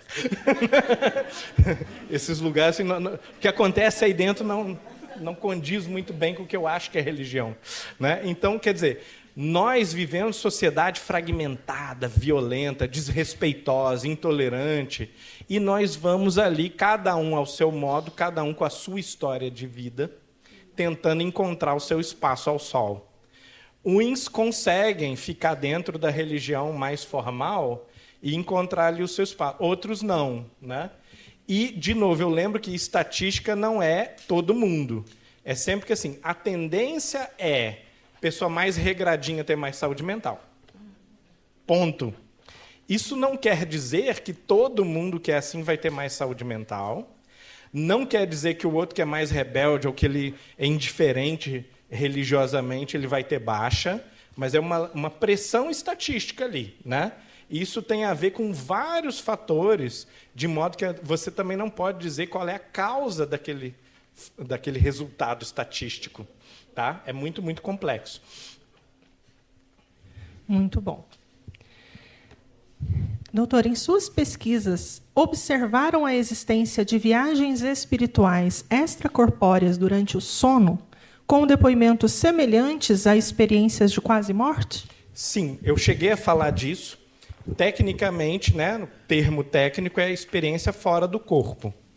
E dentro das EQMs, que a gente tratou mais, há experiências fora do corpo, ao ponto de algumas pessoas dizerem que EQM, ou experiência de quase morte, é um subtópico das experiências fora do corpo. Só que por que a EQM é boa? Porque o sujeito está morto, ou ele está com a cabeça rachada, espirrando sangue. E isso é muito melhor, porque é nessa situação que você elimina ou diminui muito, né, certas suspeitas de que a pessoa está inventando, está mentindo, está tendo um sonho e tudo, né? Aquele estado negativo de estar morrendo, ou estar no centro cirúrgico, cercado de 10 médicos e enfermeiros, isso tudo para a ciência é maravilhoso. A gente queria que todo mundo tivesse experiências espirituais, trancado numa sala higienizada, com 10 profissionais observando você. Mas, infelizmente, não dá para fazer isso nem com o médium, nem com o que tem uma experiência fora do corpo, na cama, sonhando, né? Isso é muito frequente. Agora, nós temos um especialista que trata dessas experiências espirituais de forma natural, sem a condição da quase morte, que é o Gregory Shushan. Ele é hoje o maior nome do mundo em experiência de quase morte, experiência fora do corpo e êxtase místico espiritual, e ele vai falar, olha, todas as religiões relatam isso, todos os tipos de xamanismo relatam isso, e às vezes a pessoa está quase morrendo, às vezes não, às vezes a pessoa está super bem, e no melhor momento da sua vida ela sai do corpo e tem uma experiência espiritual, né? Então tem como a gente mapear isso pela história, pela ciência da religião, pela antropologia médica, né? Pela psicologia, mas a experiência de quase morte, ela, do ponto de vista de você controlar o paciente, ela é muito boa, ela é imbatível.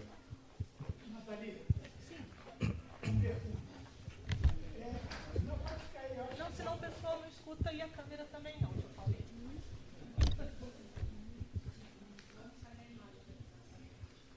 Obrigado. A ciência vai aonde a gente vê, aonde você toca, e aquilo que é espiritual, aquilo é uma transcendência. A física quântica, ela seria a ponte entre os dois? De certa forma, sim, de certa forma, não. Por que não? Porque a física quântica, ela é materialista no sentido muito maior do que a medicina. A medicina lida com o comportamento, com o livre-arbítrio, né? Com a mente, com a intuição, com experiências espirituais, que é o que a gente está mostrando. E a física quântica, ela abre possibilidades legais para a gente pensar a espiritualidade, mas ela trata de elétrons e quarks e hadrons, né? Baryons e tudo. Quer dizer, ela está tratando de uma parte tão fechada, específica do mundo, parte física do mundo, que ela não ajuda tanto quanto as pessoas imaginam. Tá? Mas por que ela é poderosa como metáfora? A maioria das pessoas também que trata de física quântica, no contexto nosso aqui da espiritualidade ou do espiritualismo, elas falam assim, um pouco irresponsavelmente de física quântica, a gente tem que tomar muito cuidado com isso, porque não são físicos. E física quântica é uma parte muito, muito, muito difícil da física. Então, quando a pessoa não é física, né, eu até recomendaria não entrar nessa seara, não lidar com isso, a não ser que você tirou ali 2, 3 anos para pegar a matemática toda primeiro, fazer cálculo 1, 2, 3. Aí depois você lê física quântica. Seria o acadêmico, né? O caminho normal. Mas, sim, você tem uma intuição correta de que é interessante porque ela é uma parte da física que começa a mostrar para nós o colapso de uma visão local, materialística da física. Tá? Menos do que a gente imagina no espiritualismo, mas o suficiente para a gente se questionar se ela não seria um caminho para explicar o que ela ali colocou, né? Qual é a natureza causal dessas experiências espirituais, o que é que sai do corpo e está experimentando as coisas por aí afora, né? Curioso. Doutor, a questão do livre-arbítrio existe em várias dimensões? Qual a sua opinião? Bom, eu vou recomendar meus 2 livros sobre liberdade. Né? Eu sou especializado primariamente em liberdade, de um ponto de vista puramente filosófico e não científico. O convite de hoje foi falar sobre ciência. Eu participo dessa discussão como filósofo que conversa com cientistas e discute metodologia e qual é a força epistemológica da evidência científica. Mas a minha formação original não é bem em ciência, sim em metafísica. E de 10 assuntos que eu poderia estudar metafisicamente, eu estudei 2 apenas, né, que são liberdade e Deus. E esses 2 temas metafísicos estão profundamente ligados, porque a liberdade ela pressupõe uma estrutura não rígida no universo. Se o universo ele é rígido, só existem coisas mecânicas, então ele é mais ou menos como um relógio que está determinado a se mover em uma direção e de uma forma bem previsível, estereotipada. Agora, o mundo não é assim. O mundo ele é cheio de vontades, desejos e liberdade, que é isso que a gente descreve como sendo uma indeterminação, a surpresa, a magia da vida, né, o encanto da vida. E a liberdade ela só é metafisicamente coerente se o universo não é um relógio, e sim é um produto espiritual, de uma espécie de força espiritual, que a gente, no geral, chama de Deus, você pode chamar do jeito que quiser também. Né? Na nossa cultura, a gente pode dizer assim que a gente chama de Deus, seria esse supra-espírito, né? Ou essa causa espiritual da realidade, mas o budista chamaria, por exemplo, de natureza búdica. É uma condição espiritual que possibilita a existência de espíritos, que têm consciência, que experimentam a vida de uma determinada forma. Então, respondendo mais objetivamente à pergunta, sim, há muitas formas de livre-arbítrio e de liberdade, muitos graus de livre-arbítrio e de liberdade. Os metafísicos especializados em liberdade, eles vão dizer que a matéria ela é livre num certo grau. Por exemplo, a matéria ela tem o direito e o poder de ocupar lugar no espaço. Parece meio pouca liberdade, mas para a metafísica e para a física é bom o suficiente. Né? Quer dizer que eu existo, eu me afirmo. Agora, o seu gato, o seu cachorro, eles já podem existir e se afirmar de maneiras mais interessantes. E você pode existir e se afirmar de infinitas maneiras. O ser humano é incomensurável. O ser humano é o milagre da criação, é o milagre da natureza, porque o ser humano ele pode decidir aprender flauta ou não. Aprender japonês ou não. Estudar medicina, ou veterinária, ou psicologia, ou enfermagem. Ou não estudar. Né? Ele pode decidir, não, eu quero fazer uma coisa manual, eu quero ser agricultor. Não existe nada que o ser humano quase que não possa inventar ou fazer. E isso nos lembra de uma responsabilidade que a gente tem enquanto seres livres, que é a responsabilidade de criarmos e inventarmos coisas. Perfeito. Para a nossa última pergunta, eu vou deixar a pessoa que perguntou fazer a pergunta. Ótimo. Porque a leitura para mim ficou um pouquinho difícil. Vamos lá, com licença. Eu gostaria de saber, meu nobre colega, pegando o gancho do tio Paulinho, sobre física quântica, eu gostaria, ninguém é obrigado a saber tudo, claro, né? Eu gostaria de saber a sua opinião, tá? Sobre a constelação familiar. O que você me fala disso? Então, eu considero que opiniões têm pouco ou nenhum tudo valor. bem, mas ajuda a agregar conhecimento. Tá. Cientificamente, eu posso te responder o seguinte, que eu não estudei, então eu sou ignorante. Ah, tá. Filosoficamente, eu acrescentaria, então, que é prudente e humilde eu não me pronunciar sobre uma coisa que eu não estudei. Agora, eu conheço muitas pessoas que estudaram, que estão envolvidas, que poderiam falar sobre o assunto e tal, né? E que aplicam, inclusive, o método. Porque, você pegando, eu estudei a constelação familiar e estudei física quântica. São mais ou menos iguais. Tá? E vamos lá. Então, eu não sei se você se lembra, se você teve essa experiência, se você viu, quando as pessoas morrem, eu vi várias. Tá? Você já percebeu que no fim da vida, quando o moribundo está para partir, preste bem atenção para você ver, você deve ter visto, na pesquisa de campo, tá? O que o moribundo fala? Ele se arrepende de uma série de coisas.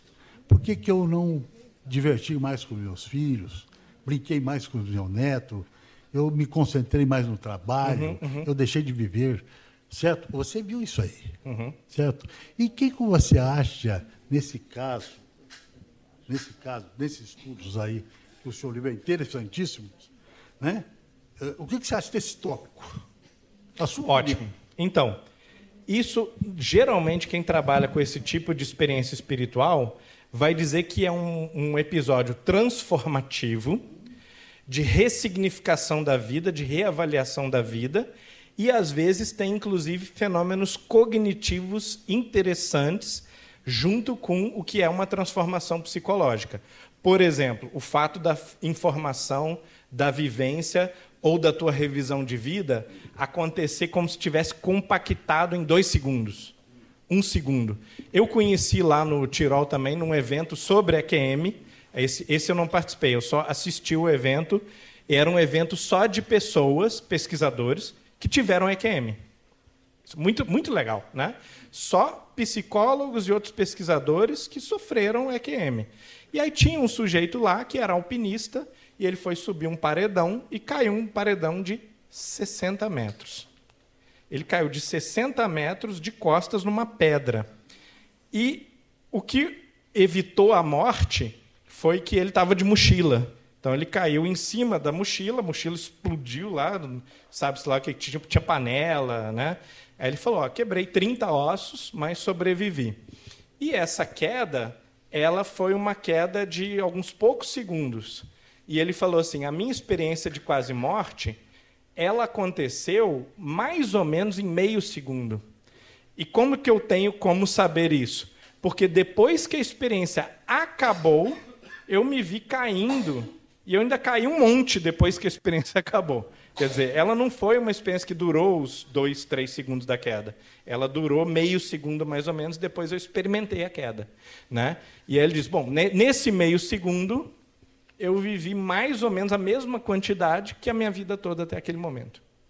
Quer dizer, uma alta compactação intelectual, experiencial, em uma quantidade de tempo que é muito implausível que o teu cérebro conseguisse calcular. Né? E daí aventa-se hipóteses parecidas aí com a da física quântica, mas que a gente, na verdade, não tem explicação ainda. Né? A gente usa a física quântica, de novo, gente, muito como analogia. É como se fosse o entrelaçamento de 2 partículas. Mas a gente não sabe, isso é uma metáfora que a gente inventou para, analogamente, explicar a telepatia, ou a percepção extrasensorial, por exemplo. Né? Caros, eu estou nas redes sociais, né? A gente está sempre querendo conhecer pessoas que fazem pesquisas parecidas ou querem saber dessas pesquisas. Então, estamos sempre disponíveis a dialogar.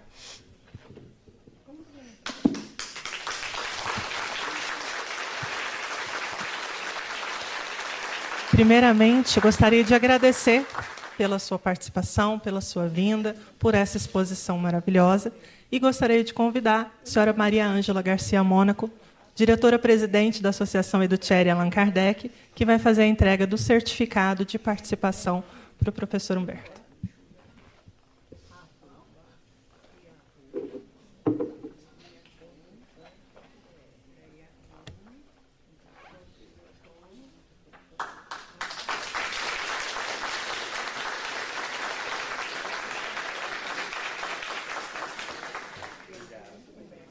Obrigado pelo seu convite, né?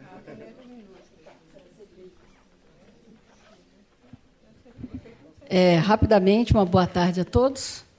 É uma satisfação, né, tê-los todos aqui. E nós tivemos muito, porque estivemos presentes. Porém, se você quiser rever o evento, dentro de algumas semanas a gente estará com o vídeo do evento no YouTube, no canal SEAC Itajubá. Então, fiquem atentos que a gente vai poder rever essa memorável tarde. Muito obrigada. E para a gente encerrar, então, essa tarde que foi tão incrível, nós gostaríamos de convidar o coral da Academia Itajubense de Letras, que vai nos brindar com este encerramento para este dia incrível que tivemos. Por favor.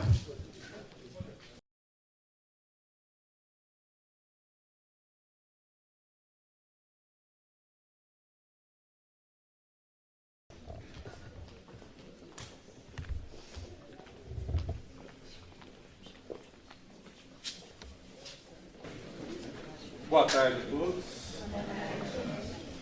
Bom, primeiramente, esse é o coral da Academia Itajubense de Letras, já foi anunciado. A gente queria fazer um convite aqui para quem gostar de cantar. Apesar de ser um coral da Academia Itajubense, não é um coral restrito a membros. Então, quem gostar do repertório, quem gostar do trabalho, quiser conhecer nosso ensaio, visitar a gente e, quem sabe, participar, a gente está de portas abertas. Trouxemos um repertório aqui para vocês hoje de 3 canções da música popular brasileira: Chico Buarque, Lô Borges e Luiz Gonzaga. Começamos com Chico Buarque, Roda Viva. Tá tudo minha pasta.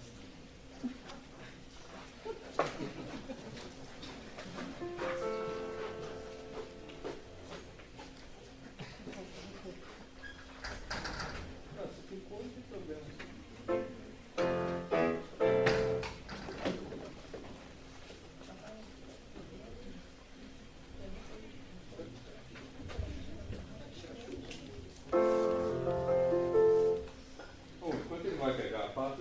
As outras músicas que eu já adianto o serviço aqui. A gente vai começar com Roda Viva com Chico Buarque. Em seguida a gente faz 17700 do Luiz Gonzaga, que é uma música muito divertida. Muito obrigado. E nós vamos encerrar com Lô Borges, que ficou muito conhecido na voz de Milton Nascimento. Quem sabe isso quer dizer amor.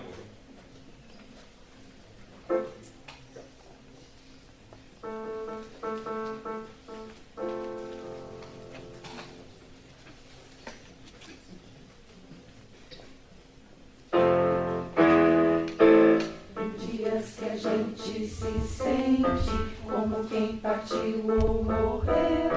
A gente estampou de repente, ou foi o mundo então que cresceu. A gente quer ter voz ativa no nosso destino mandar, mas existe a roda viva e carrega o destino pra lá.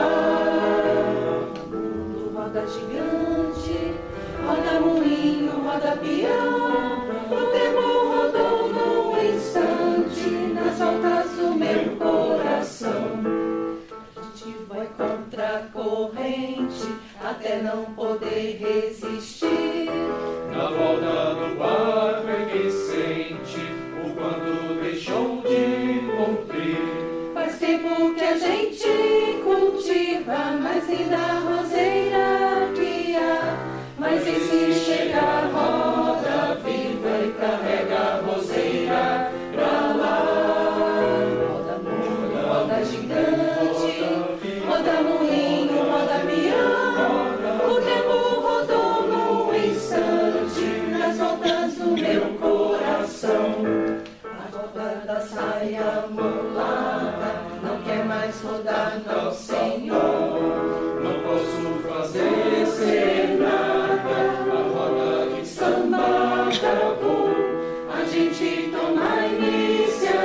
viva, viola na rua cantar.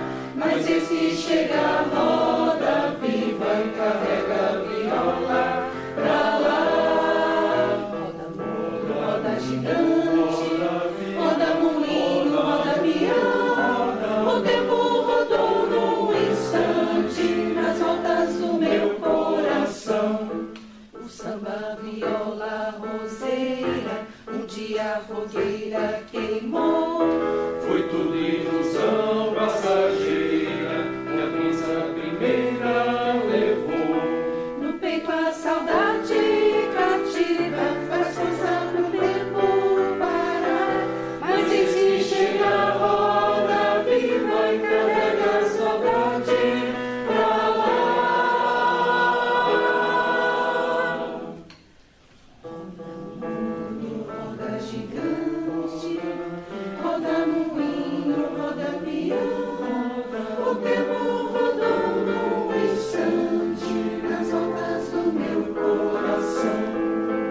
Roda mundo, roda gigante, roda moinho, roda pião. O tempo rodou num instante nas voltas do meu coração. Roda mundo, roda gigante, roda moinho, roda pião. O tempo rodou num instante nas voltas do meu coração.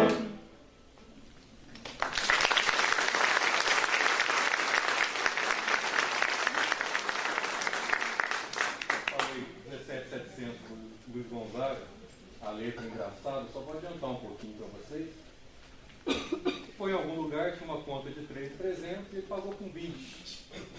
Na cabeça dele o troco era 17.700. A pessoa começa a insistir com ele que era 16.700. Não, é 17, não é 16. E aí ele começa a dar carteirada, fala que tem diploma, que vai buscar tabuada, e na cabeça dele é o 17 até o fim. E o arranjo dessa música é muito interessante, porque o Luiz Gonzaga, que o insistente no 17, são os homens. O tempo todo eles estão falando do 17. E as mulheres, certas, insistindo no 16 até o fim.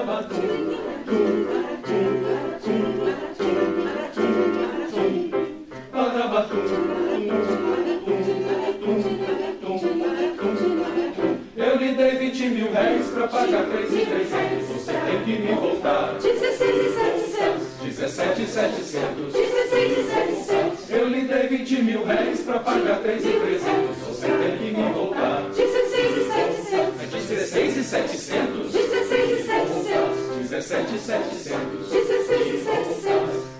Sou diplomado, frequentei a academia, conheço geografia, sei até multiplicar. Dei 20 mangos pra pagar 3.300, 17.700, você tem que me voltar. 17.700, 16.700, 17.700. 16.700, Eu lhe dei 20 mil réis pra pagar 3.300, você tem que me voltar. 16.700, 17.700. 16.700, Eu lhe dei 20 mil réis pra pagar 3.300, você tem que me voltar. 16.700, 16.700. 16.700, 17.700. 16.700. Eu acho bom você tirar os 9 fora e deixar que eu vá embora e deixar a conta sem pagar. Eu já te disse que essa droga tá errada, eu vou buscar a tabuada e volta aqui pra me provar. Você tem que me voltar. 16.700, 17.700. 16.700, Eu lhe dei 20 mil réis pra pagar 3.300, você tem que me voltar. 16.700, 17.700. 16.700, 17.700. 16.700, 16.700.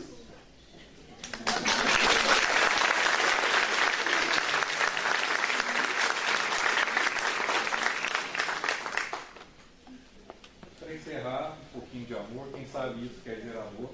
do Borges, Marco Borges, eternizado na voz de Milton Nascimento.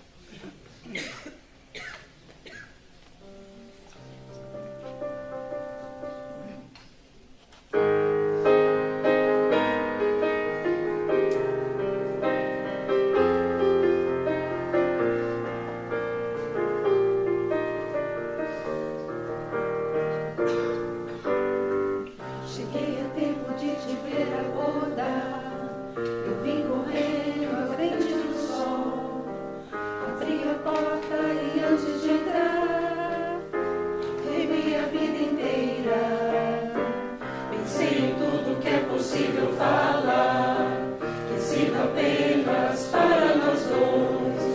Sinais de bem, desejos vitais, pequenos fragmentos de luz.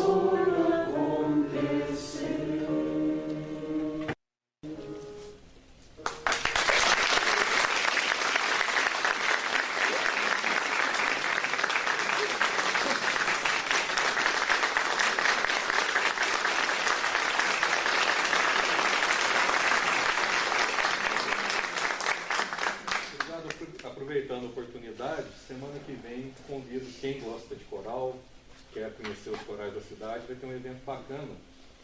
Sexta e sábado, lá na Faculdade de Enfermagem, uma cantata de inverno. Todos os corais da cidade vão participar. Dá para ver um pouquinho o trabalho de cada um. Os 2 dias às 19 horas. Então estão todos convidados. Estaremos lá no sábado e teremos um coral convidado de Pouso Alegre, coral experimental do Conservatório. Então vai ser bem legal. Tem que fazer inscrição por site, alguma coisa? Então, é só aparecer lá. Só aparecer. E convidar os amigos, os inimigos e todo mundo. Muito obrigado, gente. Nós gostaríamos de agradecer ao coral, ao maestro Rafael e convidar o senhor Gilson Alves de Lima para fazer a entrega do certificado ao maestro Rafael e ao coral. O senhor Gilson Alves de Lima, que é o grande idealizador dos nossos cafés culturais, além de ser também um membro da Academia Itajubense de Letras.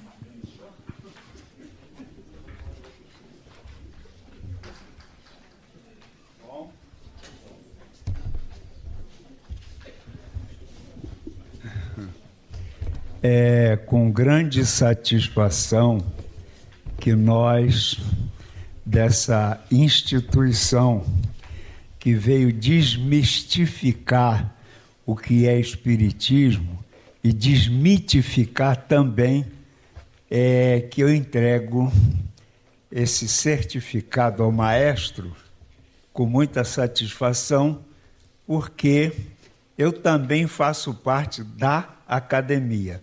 Do coral não, porque eu canto muito mal. Aí, se eu for cantar, só eu que vou estar no tom, o resto vai ficar tudo errado. Por favor. Tem foto?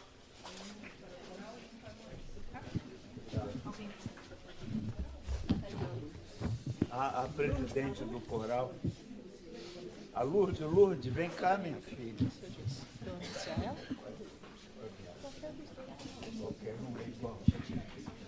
Olha, essa é a presidente da Academia de Letras. Por favor, uma salva de palmas.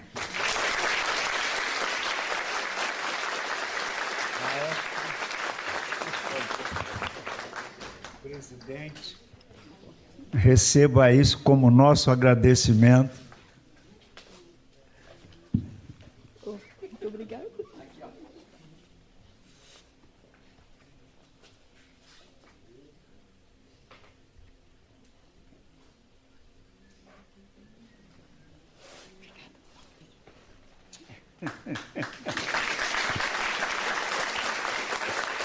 Muito bem.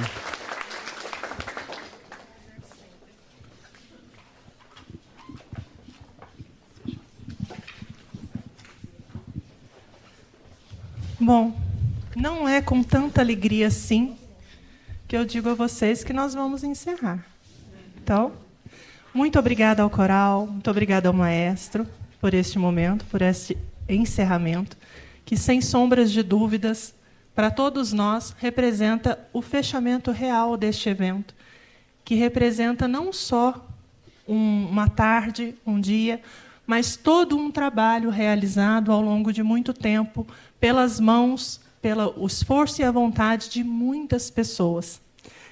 E esse evento, que é um evento feito pela Associação Educhere Allan Kardec, em parceria com o Centro Espírita Allan Kardec, com a Faculdade de Medicina de Itajubá, a Unimed Itajubá, o Coral Vocalis Brasil e a Academia Itajubense de Letras, e feito por muitas mãos, e boa parte dessas mãos está na Escola de Estudos Espíritas Professor Herculano Pires, que agora oficialmente está encerrando o seu semestre de estudos.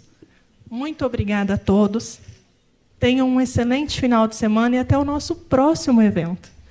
Por favor, vocês podem preencher para nós a fichinha lá dizendo para nós o que vocês acharam do evento, para a gente melhorar sempre para as próximas edições. E quem quiser também o autógrafo do professor Humberto, ele vai estar aqui para fazer o autógrafo nos livros. Muito obrigada a todos e até o próximo Café Cultural.